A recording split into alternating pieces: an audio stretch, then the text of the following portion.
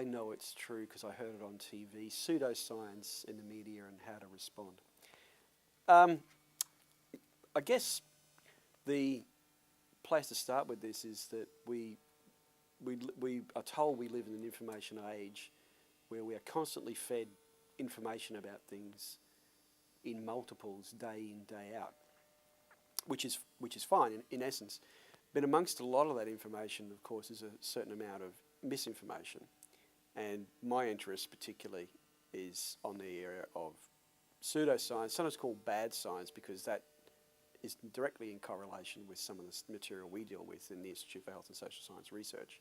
In other words, my job as communication officer is to make sure we don't misinform people. So hence a general interest in the subject matter. The song reference is, of course, John Fogerty. I couldn't get away without making a song reference, could I?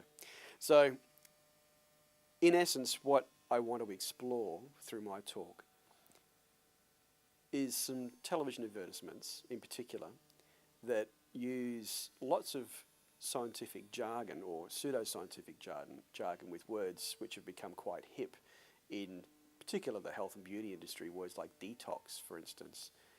What does that actually mean? Look at how that is being used to sell products and everything from liver cleansing, to whatever that means, to material which is supposed to clean your skin.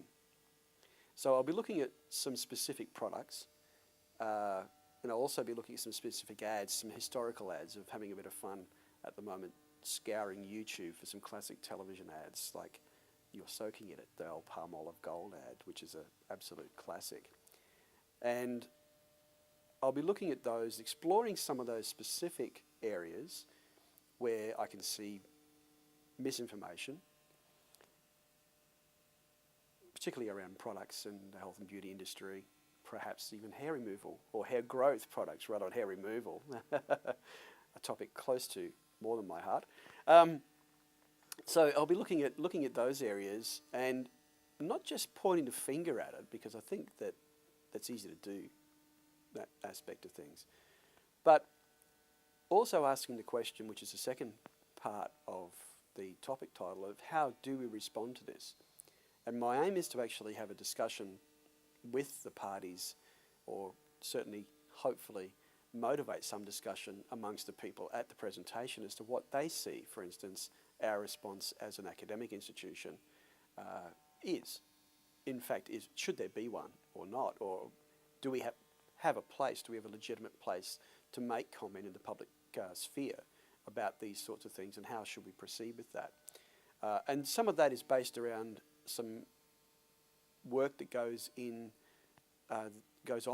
in the UK, where there's a group of young scientists, they call themselves, who investigate pseudoscience and bad science, as it's called, in the media, and basically prepare a report for government on this and report back to not just government, but also institutions about this, and actually name and shame celebrities each year. And they give a sometimes quite comical report on a hit list of things celebrities have said.